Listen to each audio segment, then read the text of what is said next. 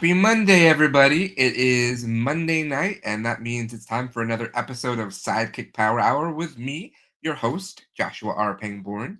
Welcome to one and all for joining us this evening. It is the middle of March, which means this year is flying right by because it's already the middle of March. Somehow that happened, and we're just going along with it. I have a lot of exciting stuff happening in the Crooniverse. As those of you who watch and listen to what we do on social media, you know that we're in the process of juggling a few different projects right now. One of the things that I did over the weekend is get to work on some post production for our new feature film, The Contract, and I'm also putting together the Blu-ray for our feature film, The Brooklyn Butcher, which is a lot harder than I thought it would be to put together a Blu-ray, mostly because it requires a lot of encoding of software that I did not understand or know about at the time. But I finally figured it out, and I'm just putting together the pieces now, and it looks like we should have our Blu-ray for the Brooklyn Butcher very soon. Hopefully in time for our trip to Boston, because if you saw on social media, we will be part of Wicked Queer, this year's festival, the Wicked Queer Boston Festival, which is a queer film festival, and our feature film, The Brooklyn Butcher, will be screening rather, not airing, screening on April 12th at 6 p.m. in Boston.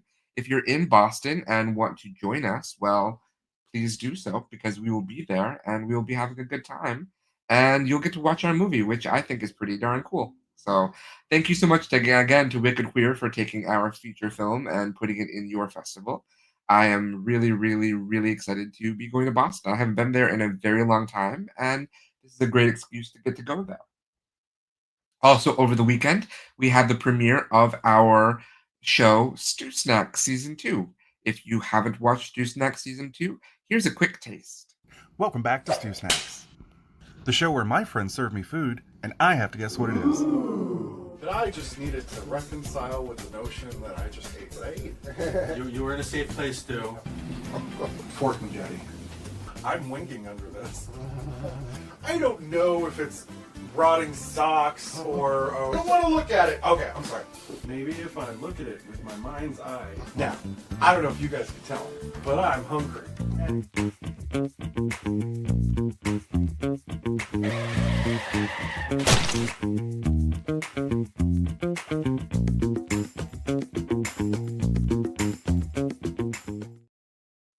The first episode came out last night. If you watched Stew Snack Season 1, you know what the gist is. Stu is here to eat some food blindfolded and find out if he can guess what it is. He has quite the wide-ranging palate, so he knows a lot of food, and Andrew and Paul are there to stump him. It's a cute little mini show that we do on SideKick Productions, and I am really, really excited and proud of the fun work that Stuart, Paul, and Andrew did in creating this show. So check it out. The first episode's there on YouTube right now, and the next 6 will come out every subsequent Sunday. Yeah, Sunday. So, but enough about me and what's going on in SideKick Productions. We are here tonight because we are going to be welcoming 2 wonderful friends and 2 wonderful colleagues because we are now working together as well. So I can easily say that. We have Melissa and Diann from Outtake Productions. This is a lovely festival. This is not a festival. This is a lovely pair of people that I met at a festival, though. And they are, it's such a fun production company. I think a lot of ways what they do with Outtake is very similar to what we try to do with SideKick Productions in many ways. And I am really, really proud to be able to be working with them. Because if you haven't paid attention to social media, which I know you have, because that's what we all do. We pay attention to social media. I am working with them right now on a fun little audio fiction podcast called Moose on a Highway. Before I bring them in, I'm just going to bring in the Moose on a Highway trailer, and I'm going to play it for everyone so you can hear what is going on in the little world that we're creating. And then I'll bring in Melissa and Diann. It's not every day you get to be a fly on the wall for the moment fates intertwine. But lucky for you, dear listener, you've got me. And not so lucky for our 7 intrepid travelers trying desperately to catch their flights, there is a raging storm to help push that fate right out into the open. You see, it's the night of this very storm that brings our travelers together for a forced road trip that none of them wanted and none of them knew they needed. For all roads bend, and the detours can surprise you. Is that a bloody horse? No, it's a moose. Fucking moose on a highway?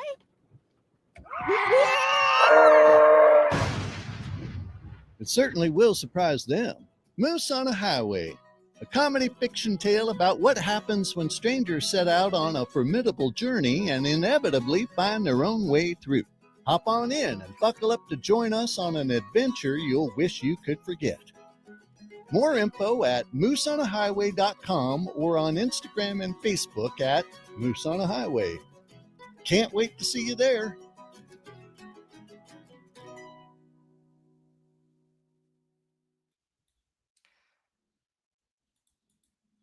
And let's get the right buttons, Josh. Let's push the right buttons and bring in Diann and Melissa. Hello. Hi. How are you both tonight? Good. I'm good. How are you? I just realized why you're wearing green tonight. Also, I'm like, Oh, yeah. Diane's really green tonight, and then I'm like, oh, it is St. Patrick's Day. I It's completely St. Patrick's Yeah. Day. Day. I've forgotten it's St. Patrick's Day, and I then have had this same shirt for like 7 years. I love this so much. I went mint tonight. I like mint. Mhm. Mint, mint is green. it's a nice understated green. It's very Yeah. lovely. So I like that a lot. So thank you so much for being here tonight, both of you, especially you on for St. having Patrick's us. Day.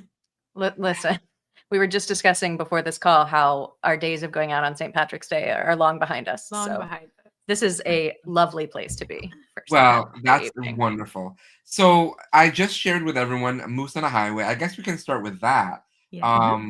I guess since you two are the two of the three of the writing team, and Diann, you directed it. What is Moose on a Highway? Well, it's our new fiction audio podcast.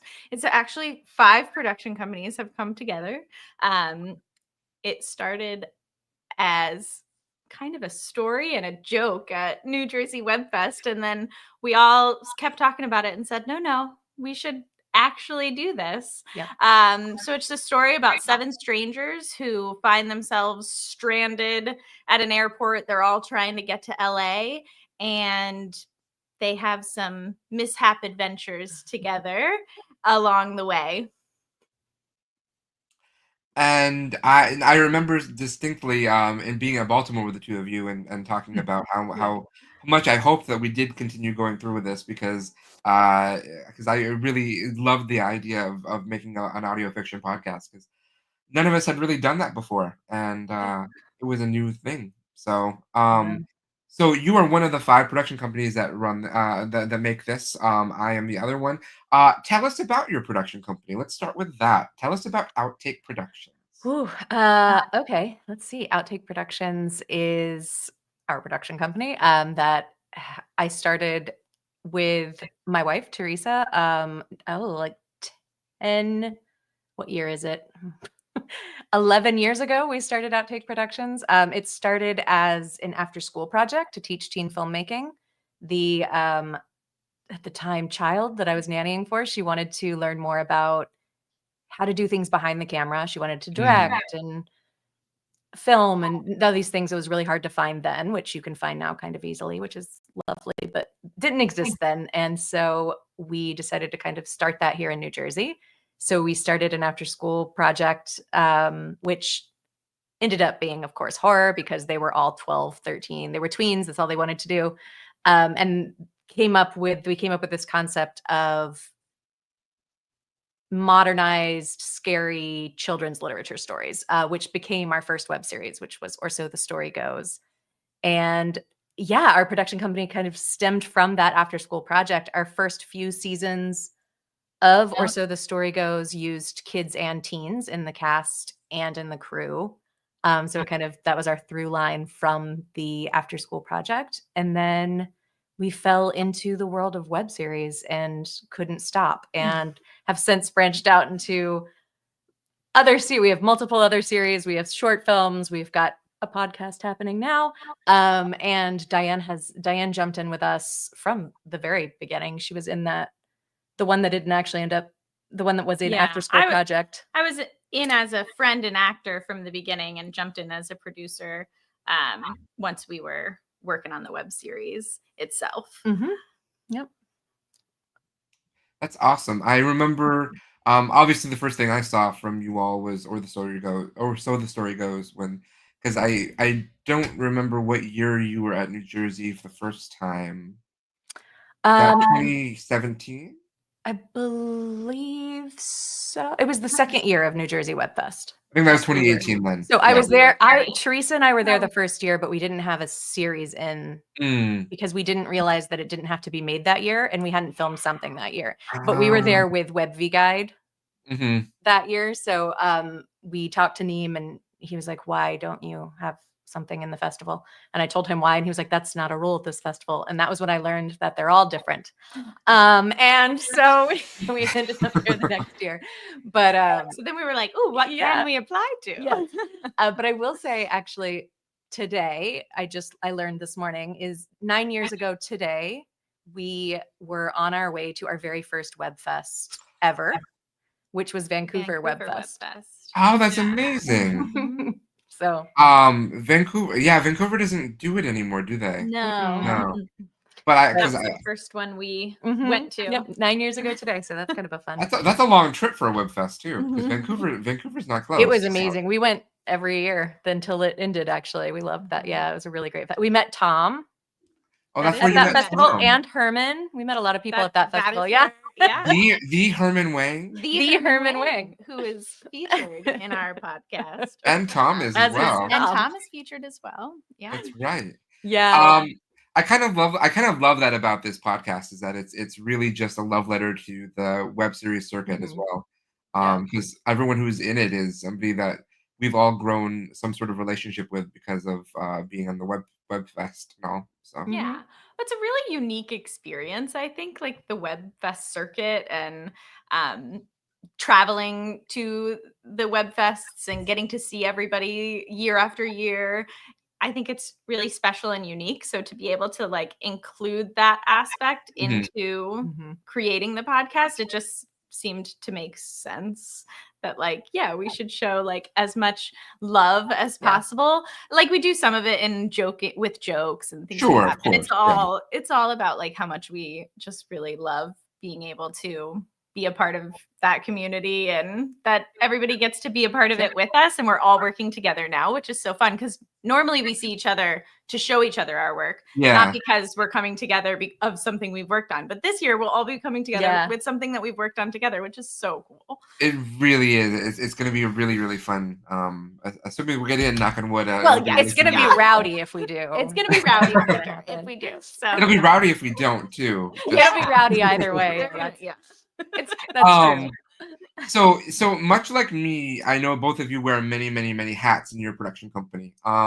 Is there a hat in particular that each of you finds you like the most? It's a hard question.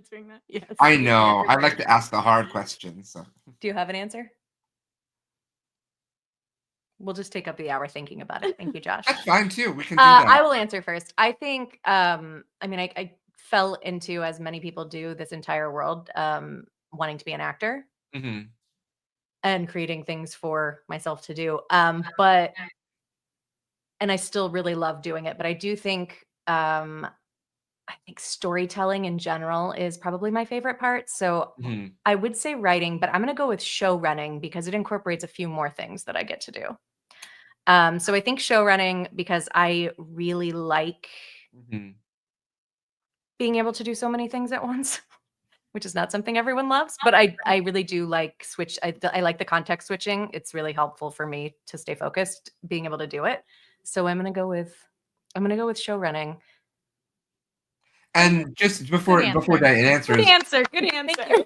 There's something that I really took from when you both were talking about at Baltimore. You talked about show running, and I think Diann talked about how she communicates with you when you're show running. Oh yes, yeah, that really spoke to me a lot. If you would want to maybe share about that. Yeah, of course. So this is a system. I think Diann came up with this system so long ago, but it really got put into place in the last few years, the older I get.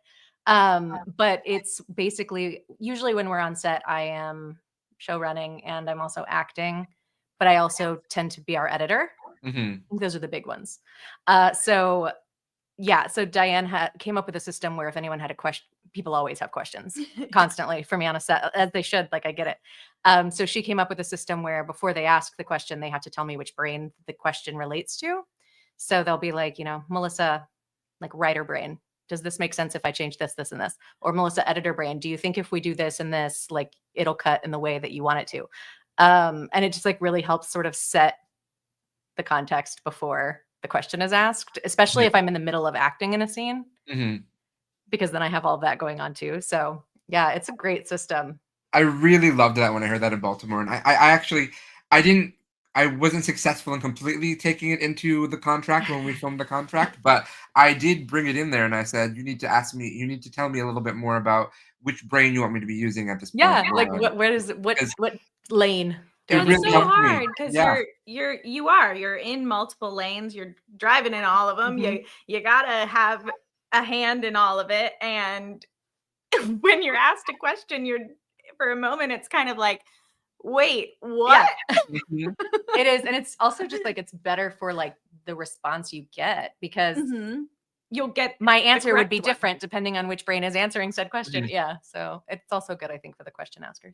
So I really, really love that, and so I wanted to thank you both for that, sharing that in Baltimore, because I learned a great deal, and I took that, and that's why it's so important to go to the web festivals in person, because you learn these things. It is true, yeah. It's true. You're not getting Diann, do you have any? Yeah, I do. Well, so I think I do. I don't know if it's necessarily like I'm judging my answer before it. So I'm going to stop doing that and just tell you. I think that being a producer is my favorite, because I think that my favorite part of filmmaking or being a filmmaker in general is collaboration. I truly love being able to hear other people's ideas and figure out how to incorporate them with my ideas, with Melissa's ideas, or like when Melissa's and I's ideas don't match up and we're like, wait, how do we make that work? Usually some of our best ideas are stemmed from that. So I do think that being a producer is my favorite aspect, because I get to do a little bit of everything with that when working on projects, or still being heavily involved in a project if that is one of the only hats I happen to be wearing for that, that you still get to, be involved and know what's going on. And I will say she's also very good at it. But it like really, it just when I think of you producing, I always think of when we filmed Kith and Kin, which was one of our web series. We filmed it on location in North Carolina, and we traveled down with our cast and crew together for 2 weeks. And like Diann's like her all-star of producing, I feel like, was Kith and Kin, because there was so much to organize, like not only on set but also off set, because we had everyone there, and essentially our responsibility in one way or another to get where they needed to be and feed them food all day long, every day for 2 weeks. The food is the hardest part, by the way. I did that for 9 days. I was stressing the entire time leading up to it. Like, I feel good about making the movie. I feel good about sleeping arrangements. I figured everything else out. But making sure that food is going to be ready for everybody is ridiculously scary and daunting. So Josh, you and Teresa could have talked for hours about this, because it was also the thing that stressed her out the most. And it was so important that like we didn't just feed everyone pizza.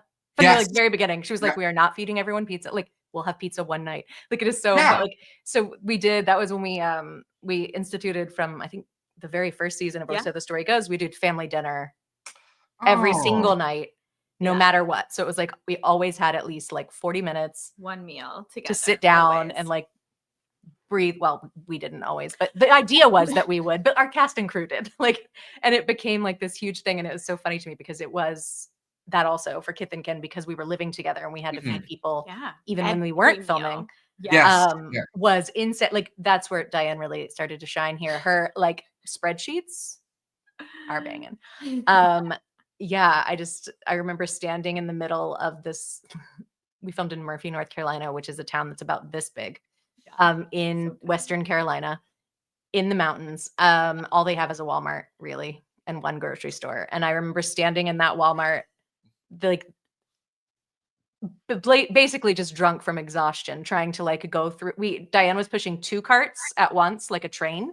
And I was pushing a cart. I'm gonna get you that picture, Josh. But yeah, food, man. Please It's just do, so yeah. funny to me. It's the part that's the heart. Like I loved living with these people for 9 days. It was so much fun. But just you're the one that's responsible for the food, so you have to make sure it happens. And it's like And it's like, you know, to and then some everyone degree, has so many dietary yes, differences. All Yeah. of the different, all of the and different it's also like we're restrictions. indie filmmakers, so like to Mhm. some degree, like, you know, like no one's getting paid tons of money to be there. Like everyone is like, so it's like, yes, feed them well also. Right. So it's You like don't not wanna only feed them feeding people, but doing garbage, it you well. know, Yeah. Yep. It's and then the other frustrating thing was my AD sent out all of these dietary requests and everything. No one had any special things for the most part. Like there was a couple, but overall there was all fine. But then we get there and they're like, "Oh Oh, no, I don't no. like that. Oh, I don't like this. Or I really want that." And it's like, Oh, "I love you no. people, but why didn't you tell me this before we got there?" That's Right, because what are you Yeah. supposed to do at that point? Yeah, at that point. You know what, it was one of this is such a random, we're apparently going to talk about food for an hour, Josh. One of my favorite random things we came up with though for craft services was a baked potato bar. Oh yeah, that was fun. We almost did that. Such a fun, because then they can do whatever they want. We did a taco bar, which everybody really Yeah, we do Yes. taco actually did bars that for twice, sure. because it Yeah. was so popular. People really liked that. Taco night, always do twice Always. because it's very popular, it's so and good it's for- easy. You can get like Mhm. lots of different things, and people can kind of make it their own way. And all of the like different food restrictions and allergies, like people can tend to still Mhm. make their Yeah. own.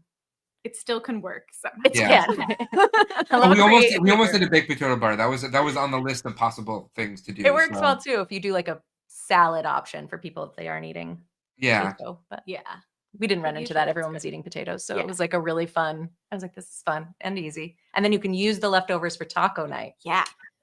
Smart. Very, very smart. Extra. Yeah, that was one of the other things, was like trying to figure out, well, if we use lettuce for this, what else can we use it for? Before it goes bad. Yeah. And why And do then- people 'cause- drink so much seltzer? And I know sorry. Monster Energy drinks. Oh. I did not know that I had to have so many Monster Energy drinks on set.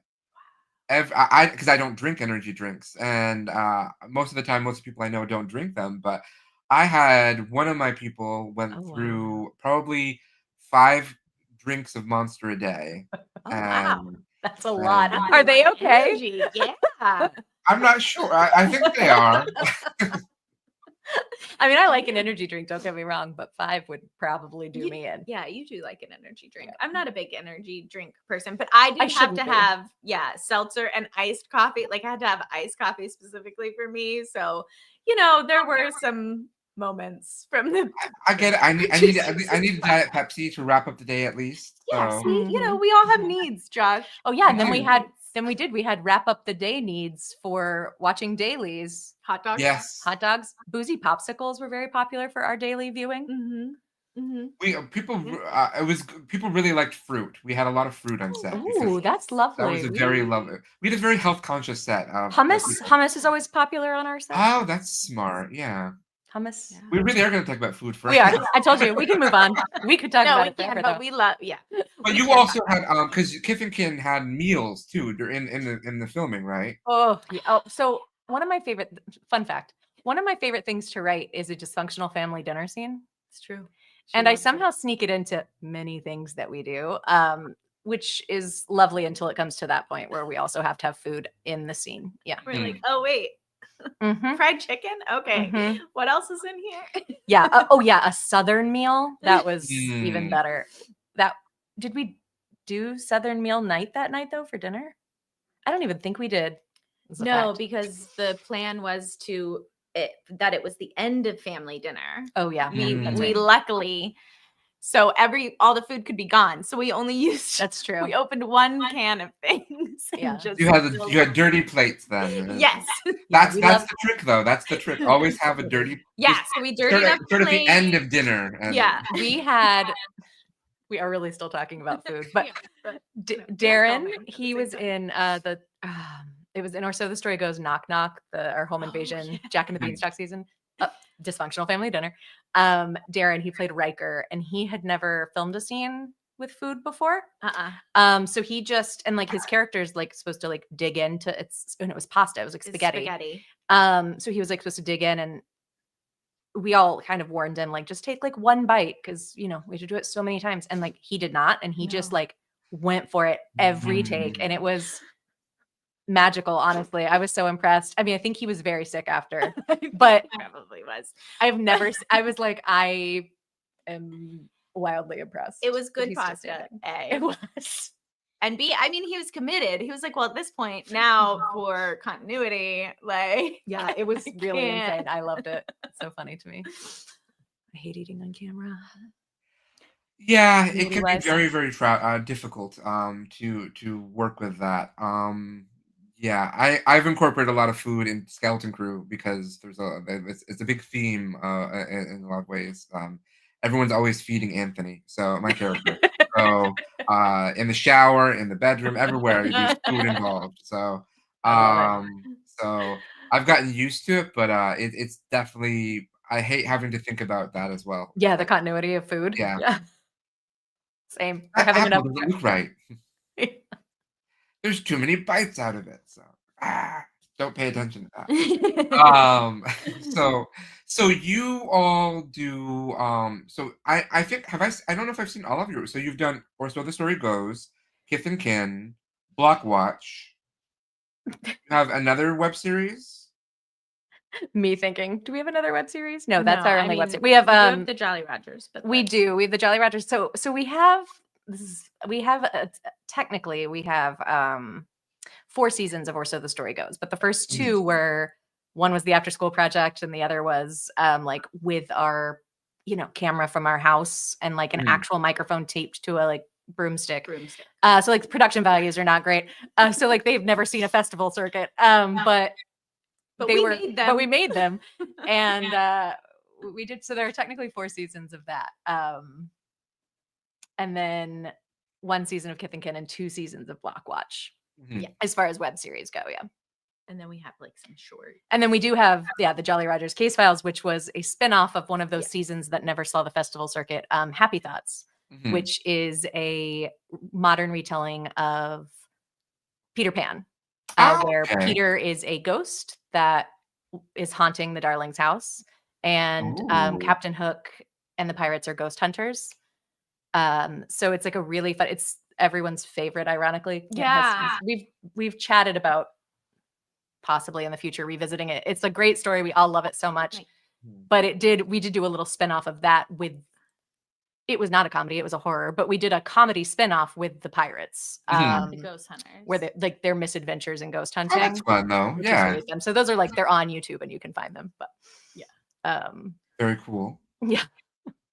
And then we've got some But short otherwise, films. Yeah, short films. We have a handful of those, and then Moose. And then you're going to move into features next, then, right? So Maybe. As a writer, no, probably not, because Well, this is very long-winded. thank you. We Factual. we though. like to dive into the characters a little too much. For the- Yeah, for the I feature fall in love with the film. character, and then I need, And I then need we're to- like, but we need more. like we did a short film, The Angry Man, as a short film, and and Teresa laughed at me when I was writing it because I was like, this could be a pilot. She was like, it's a short, like it's our first short film. Let's leave it a short film.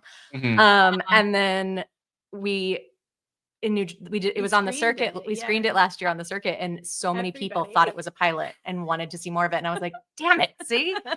So I only can write in series. But Diane and I are also currently working on a full-length television series. So it's Yeah. kind of feature-esque because it's Mhm. so long. It has feature feeling. But it is, it's a full-length television drama, which is why she's saying I'm long-winded, because she's writing it with me, so she gets to go through and tell me it's long-winded.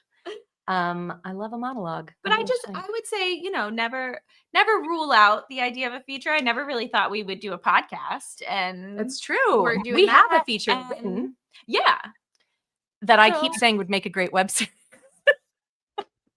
she just really loves series. is the I thing. love series too. I I'm mean, we're series creators, like Yeah. for a reason. yeah. I mean, I just remembered I said that. the Brooklyn Butcher is technically both a series and a feature. So that was the trick that I came up with, that to be able to do both. So That's the way that I would do a feature, surely. Yes. Yeah. But yeah, no, we do have a feature that we wrote before we started. I think before Outtakes even existed, we written that feature. It's like sort of a zombie apocalypse-esque feature fun. that I literally said maybe 3 weeks ago could be something we could turn into a web series, which is very funny. But yeah, we'll see. And that's what I mean. I enjoy very much what you guys do at Outtake, what you all do at Outtake, because it's very similar to what we do. I love to bring horror and horror elements into things. You're all very aware, and you like to bring in queer representation whenever possible. So, and obviously that's what I try to do as well. If you haven't watched my stuff, everyone, but I think you know that, everyone who's watching this. So, and I think it's really special to be able to make things like we're trying to make. So, I like that. What are you working on right now in terms of filming? Anything? Or I know you're working hard. You're both of you are doing a great deal of the work on the back end and the front end of Moose on a Highway. Yeah, I mean, we're definitely in post-production with that right now.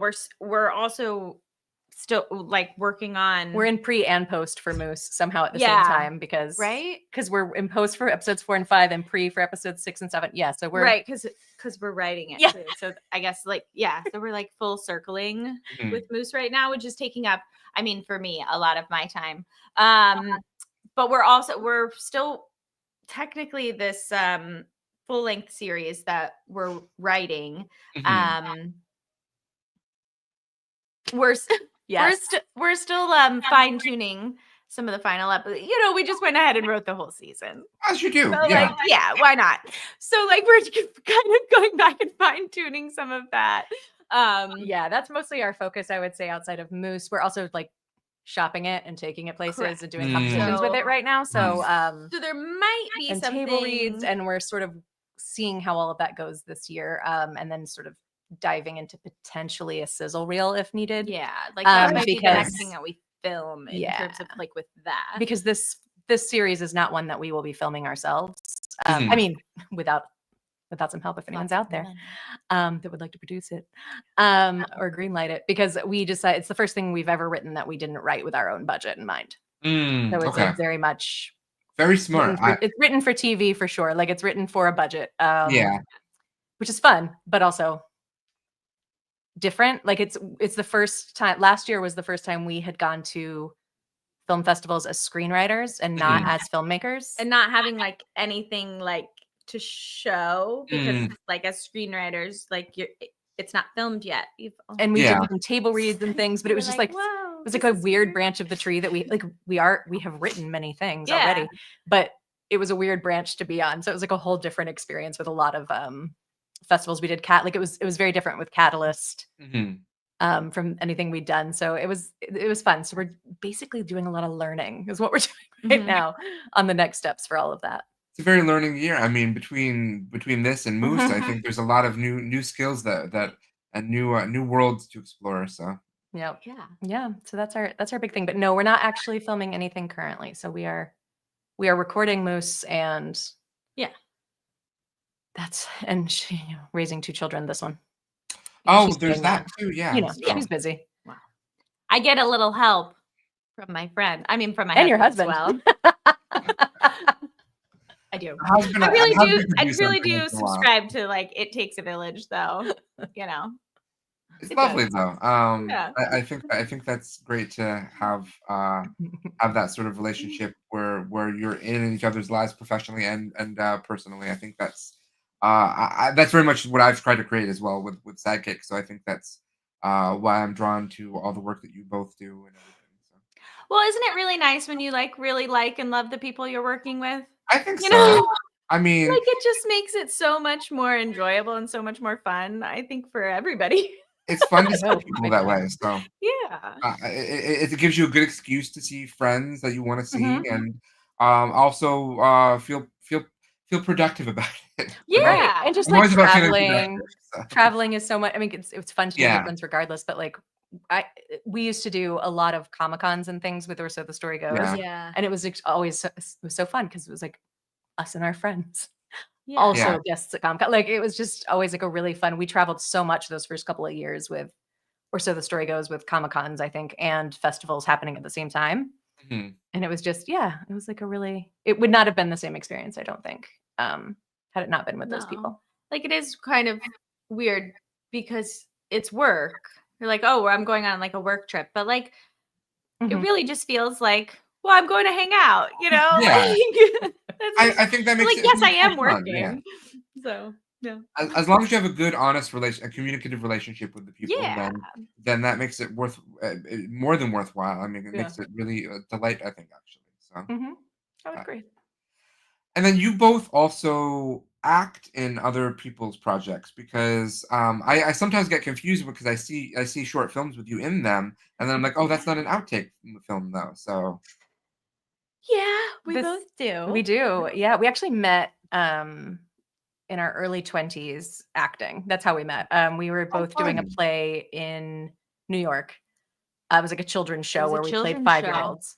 Yeah. So we met as aspiring actors. But yes, we do. We act together in other people's things and apart in other people's things. But yeah. what gets really confusing for people is when we're acting together in other people's things, and Yeah. it's not outtakes. That. Yeah. Specifically that. That's Because specifically there was one film I can't remember the name of, but I saw it at Baltimore I think 2 years ago. The one with one of you, Melissa. I think you were planning the end. Yeah. Assisted Assisted suicide. suicide, Yes. which is And that's not your movie. It's, That's so it's not ours. It's the Kramer brothers at Jobert Entertainment, who we do co-produce We with. do They co-produce co-produced with Kith them. and Kin. So we do work Yes. with them often. They're lovely. But we didn't. But we only didn't acted in that. actually Yes. co-produce assisted suicide. We only Yeah. acted in it, and we actually met them first as actors, like responding to like an acting call, like getting Mhm. cast oh sure. in there, and then Yeah. we just ended up really liking them, connecting with them. Yeah. When you find people that you like and that you work It's well true. with, it's like, hey, You keep we coming should- back for more. yeah. So. Yeah. Yeah. Yeah. But yeah, we act in other people's things. We act in outtakes things too, so that gets Well, yeah, But throw it in. and Moose. Listen. and Moose, yeah. Moose. Moose is so much fun to act in. It's a very particular style, and I think that's It is.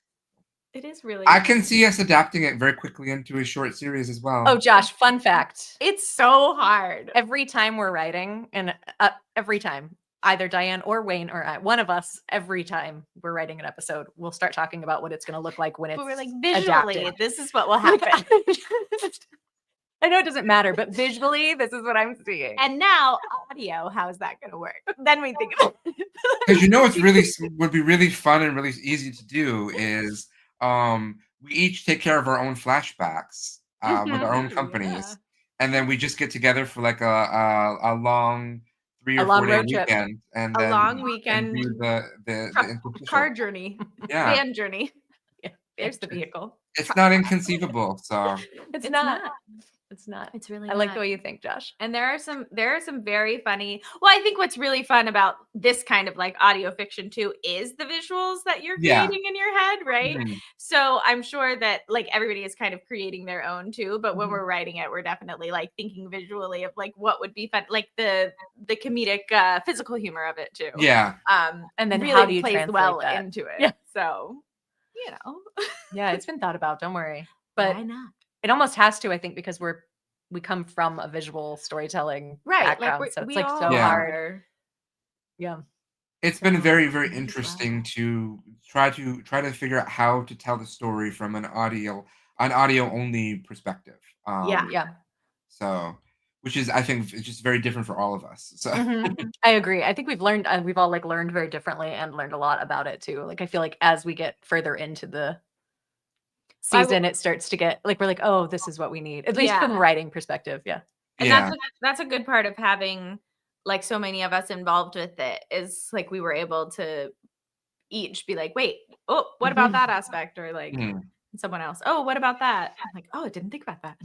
You know, The that plus side to helped. 5 production companies. Yeah. yes, yeah, the benefit to us, Exactly. despite all the room it takes up for all of our logos. But Well, yes. And the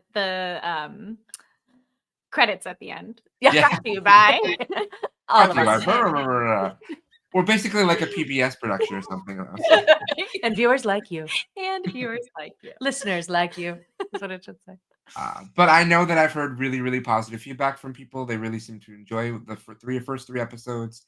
And if you haven't listened to it yet, everyone, you can go to mooseonahighway.com and listen to it there or on Spotify or anywhere podcasts are streamed or not sold, but streamed. Streamed, yeah, not so. Yeah. Unless someone wants to buy it, and then they can email us Yeah. Exactly. for sure. Yeah.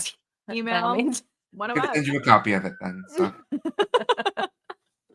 I'll burn a CD. I still have a CD burner. I'm one of the only people on the planet. You are. I think you are. Do you now? Do you have a Blu-ray burner? Yeah. I don't know if it burns Blu-rays. Actually, Might I need use to it to talk burn to CDs because my ChatGPT. car is so old that it still has a CD player and no Bluetooth. That is. And I still burn CDs. She still makes road trip playlists for That's our, pretty cool, though. I think. you I mean, know, you have to. Yeah. that drive to Baltimore is long. It is. So we need a different playlist every year. And the drive to North Carolina was really long. Was really long. Oh, I so we went bet. through all of the CDs I already owned from my youth. You didn't And drive we to Vancouver, rediscovered though, the did Dixie you? Chicks. No. Luckily, we took a plane to Vancouver. Oh, yeah. We flew there. Baltimore, we drive because it is close enough too. Yeah. Yeah. And North Carolina. North Carolina, we drove because we had to drive All the with, like, equipment and yeah, everything. stuff. so. Yeah. and props and The wardrobe. wardrobe that, we then forgot to bring to set. All the little things that you don't realize you need until you put them in the car, and then you're like, "Wait a minute, where's the room for everybody else to Mhm. stay?" Yeah, you're like, oh wait, no, we are gonna need like I think we had 4 different cars of people drive down. Yeah, we had Ooh. yeah. And the Kramer brothers took their pickup truck, so it was Yeah, I think it Yeah. was 4 vehicles. And then we had to figure out where to park them while Mm. filming because that many people didn't live at the house. That's right. Yeah. Was Kith and Kin your would you say biggest production that you've done in terms of all the factors playing into it, or I would say it is in terms of like getting there and the set, but I would actually say our biggest production, if I had to guess, would be, or so the story goes, Golden Rule. Just purely due to the amount of different locations and the amount of people. We had a high school, we had a police station, we had multiple houses. Like I just like the locations themselves, like really locations linked alone. to Mhm. And scheduling of Yeah. that. and it was our longest amount of filming days. And then we also were still working with all the teenagers. So one day on set, we had 22 teenagers in one room.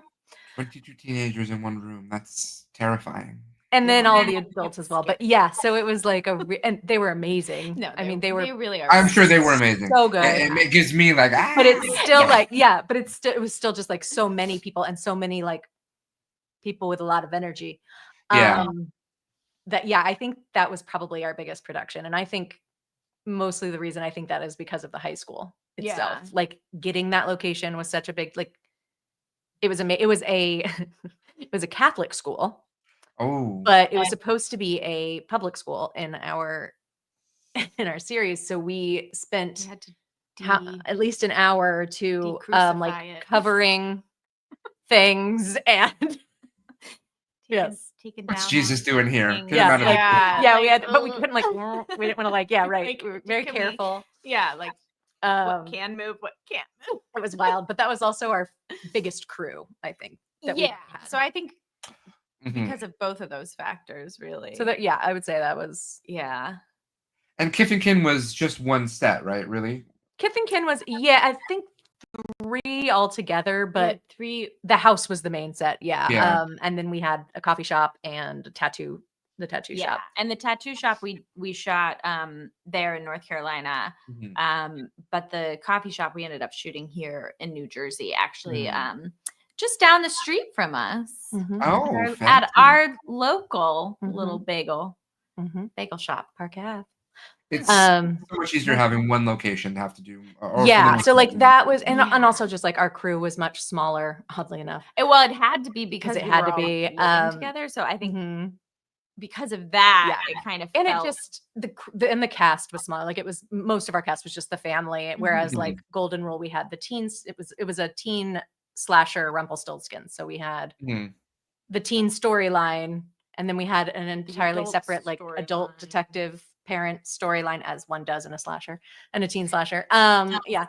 And so I think like that also lent itself to like so many crew. And then we needed so many extras, which I think is one of the most complicated things about Mhm. filmmaking, when you need a lot of extra. Like we had a like house party, as one does in a teen slasher, that we had a house party, and we had the high school itself, like the classroom and the hallway. So like I think, yeah, like that was just so much from a producer standpoint, like to pull together. And it looks, I'm so proud of it. And when I watch it, I do think about that a lot, though. I'm like, the fact that this actually came together is shocking to me, because it was so many things. And it was our first production actually with like a full professional crew as well. So it was a lot. But you say something that makes me think, because I can't not watch movies nowadays, especially horror movies, and think about how much time it goes to reset if I need a second take on something. Especially if like a room full of blood and it's like you have to clean all that up, everybody. We're gonna do another take. It's like, Yep, no. literally. Josh thought it would be fun. Well, Teresa thought it would be fun for one of our shots to be a continuous take. Oh, 2 of our shots to be continuous takes. One of them being a high school hallway into like the outdoors from like a classroom. And I think that was the most chaotic and the coolest. We were very excited about it, but it was 21 takes, I think, if I remember correctly. Oh my gosh. 27. Or 27. It was on a, and it was also like, was do you know Shitty Rigs? Do you follow? Yes, I do. Yes, yes. So our DP was like, it was like his master shitty rig, he said. It was gorgeous, this like dolly he created for this scene on set with things he had. But yeah, so like the continuous takes, the resetting is also like, but yeah, the other not one even was, any blood in those the other one scenes. was also through the party scene. Oh yeah, the other one was through the party house scene party. into someone else's. That must have been You know, intense. Teresa has a beautiful mind. They are great, but like, yeah, They're the amount beautiful of takes. shots. They look amazing. But like, yeah, trying to make it all happen was like, Yeah. But I feel like, yeah, cleaning up blood is also an issue. We did film Knock Knock in a house that was all white. Ooh. Everything there was white, and it was gorgeous, but we were like it looking in like vents to make sure like we had gotten, we brought in our own rug to kill one of our characters on. For sure. So that helped. But I brought in for the contract, I brought in a waterproof sheet and waterproof pillowcases, because I was like, we're gonna be doing something on this bed that's gonna kill somebody. And smart. That's smart. We did a tarp, I think, underneath the rug, but the pillowcases is so smart. the waterproof pillowcases and sheets, they don't make the noise that tarps make. So, right. Yeah, that's very smart. Because that's the one flaw with a tarp, is that it's gonna sound Exactly, yeah. But that was our issue. I mean, maybe old waterproof sheets would be different, but the technology now, the sheet technology, you know, sheet technology for horror. I'm taking notes. It's really advanced these days, and it's just like they feel like regular sheets. It's just they're waterproof. So that's cool. We'll the use that for our here, zombie feature that becomes a series. There you go. Yes, yes. Whichever it becomes first, or both.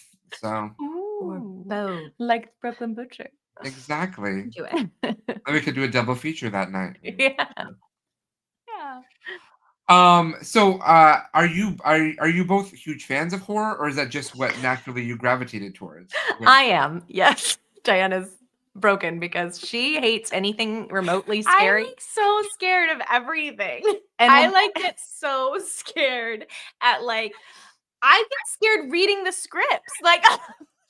Like she really and when we first started too, and like obviously we loved it, like wrote characters with Diane in mind because she's amazing. And every season, like as I'm writing it, Teresa would be like, Diane's gonna hate this. And like I like every season, like she dies horribly. Not every season, but like it's always like so like we gave her the worst things to do. But I will say it's given me like doing it has given me a new appreciation for horror, and a new I think appreciation is the right word, not love. So needless to say, you don't put horror on your free time then. Right. It's still not going to be like what I gravitate towards to watch, but I watch more horror related or like scary things. adjacent things now. Yeah. Yes. Gateway I like horror. appreciate them in a much different way. And from like a story writing perspective, I think maybe a like. I don't know if we've gotten to love yet, but like a like. Like is a good start, though. It's a start, right? Yeah, for like for that kind of aspect of it, because Melissa and I still don't write horror specifically together yet, but that doesn't mean we won't. It doesn't. And I do have yeah, like it comes up a lot more in our conversations of story writing and stuff in a new way for me. And because I love I She love loves it a little less nowadays actually than I used to. It hits my anxiety a little harder at night. Also I live alone now, so that like is a little different than when I didn't. But I grew up like my mom's a huge horror fan. Yeah. My mom loves horror movies. I grew up watching them with her way too young. Hi, it's the 90s. Thanks, Mom. But yeah, like I mean I watched all of them. Like teen slashers were my like jam. I loved Nightmare on Elm Street, and then when I was like a teen, like Scream, and I know you did last summer, like all the 90s teen slashers were my like love language then. I loved them so much. So I do think like even then, like as a kid, I loved them and they scared me to death. So there's that. Like I've always been a giant chicken, but I also love the genre. It's a very weird combo. That's kind of a good combo, though. I kind of like that. Yeah, I mean, I hate being scared. Right. But it's like, I guess, like, scared is like an adrenaline, right? Yeah, well, it's like a nice place to channel. I did read once that, like, a lot of people with anxiety like horror because it's somewhere to channel that feeling. Like, you have a reason to be feeling it. Yeah. Till it's over. See, I like it while I'm watching it still. It's after it's over now that I'm like, now I have too much anxiety about, like, now now I'm thinking about it.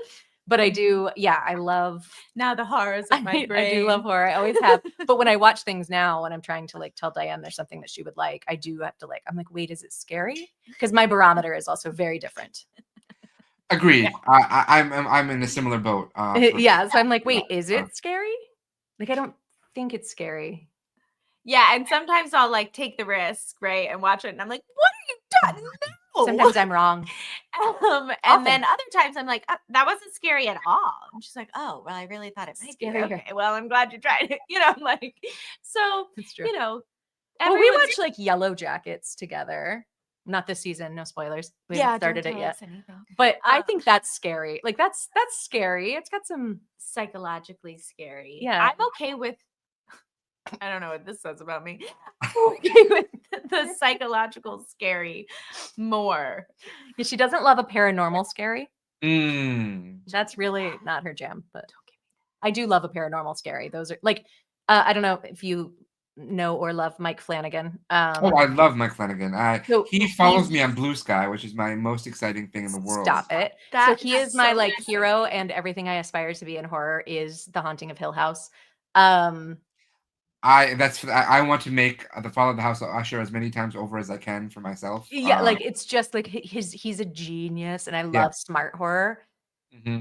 And I think like I don't know that I've ever seen anyone do it in the way that he does. And I just love everything he does. And those are the things that I'm always like, Diann, you have to, because she would love all of the aspects of it except how scary it is. Like it's such great character work. It's like such One of great- these days, I'm gonna jump in, but maybe but not the once I'm paranormal. on That's what's hard. Most of his stuff is paranormal scary. So I'm trying to get her to watch Midnight Mass. Midnight Mass. I was just trying to about to jump say, in. Midnight Mass might be the She one has that. said, and Yeah. I think that it is maybe the one we should start with. But the problem is, my husband also does not like scary, and he is like not interested at all. So I can't watch it by myself. I told you I would watch it with you. Right. So we have to Then we have to watch Midnight Mass. Yes. And then You she love has a to watch it, monologue, we and watch there's it plenty of again. monologues in that. So. See, look, he is who I aspire to be as a writer.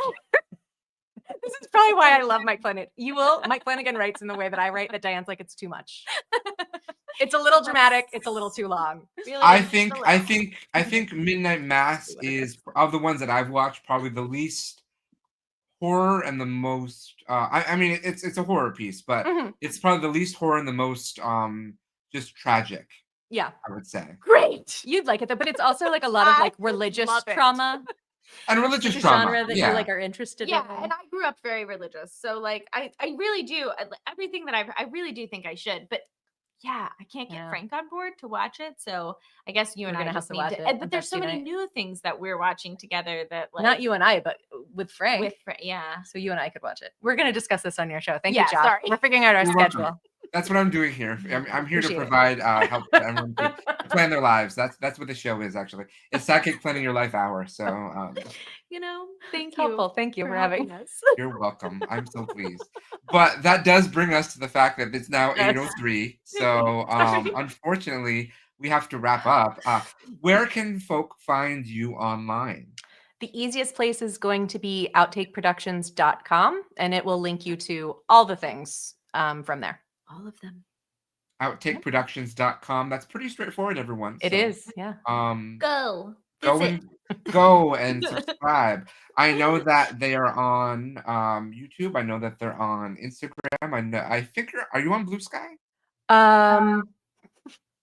Are we? I don't actually know. I think we are. We're definitely on Facebook. We're on Instagram. We're on YouTube.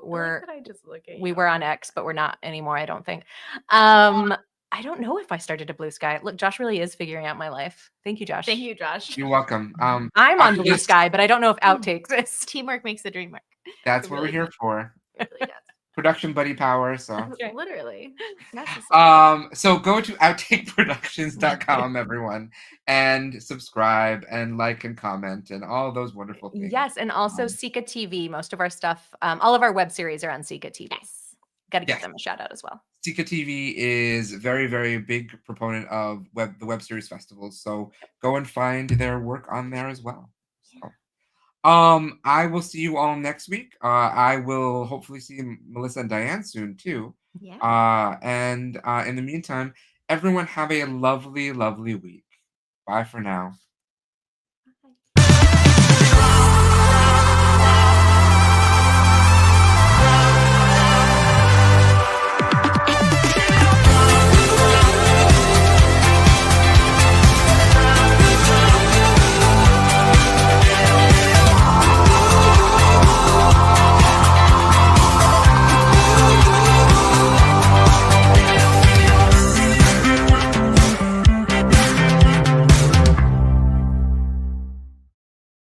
And that's the tea.